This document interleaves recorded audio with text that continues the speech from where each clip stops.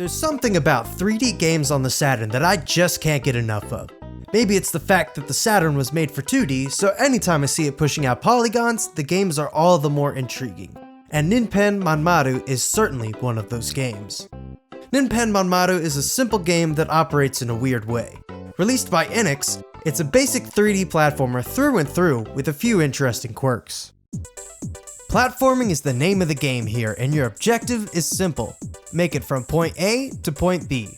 Levels start off small and easy with stationary platforms to jump to and from to reach your destination, but things start picking up as levels become larger and more obstacles are introduced.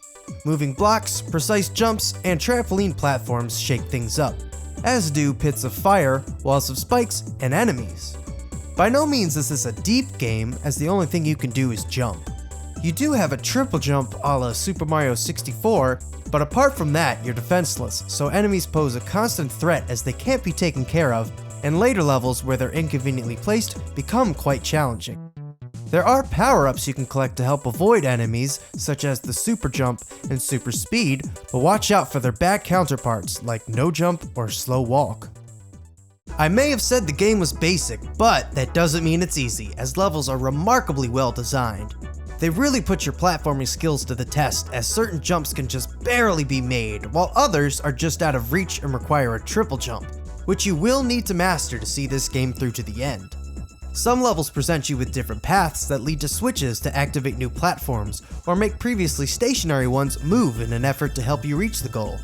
The stages themselves also have some tricks up their sleeves, like the ice physics in the ice levels, go figure, and the trampoline-like clouds in the sky levels, so the challenge is definitely there.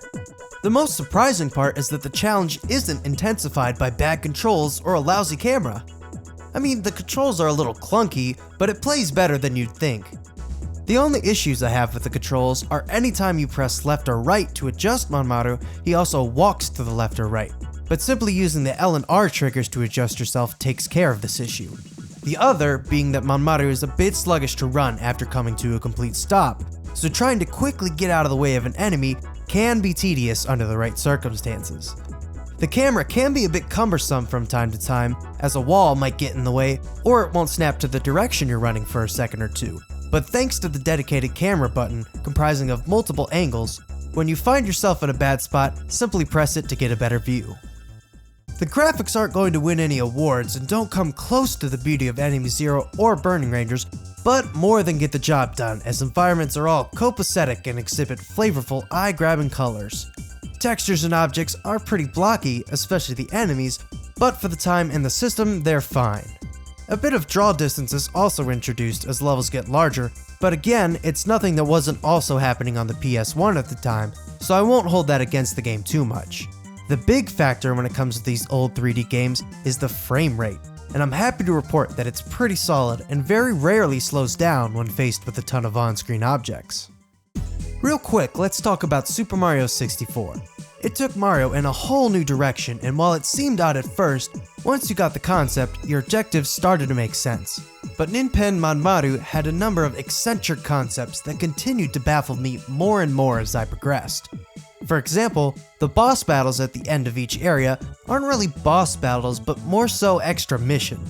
One has you racing to get more coins than your opponent, one has you trying to survive until the clock runs out, one has you trying to knock your opponent off the map, and another one has you trying to make it through a maze in under 3 minutes.